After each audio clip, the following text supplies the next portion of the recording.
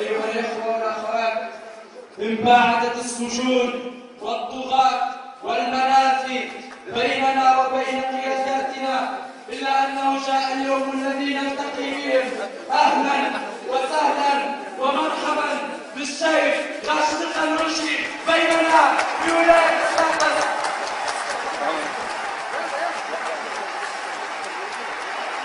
استنى شيخ،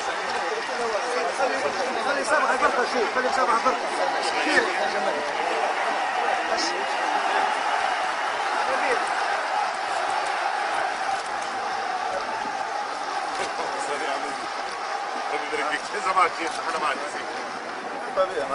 ربي معك يا شيخ.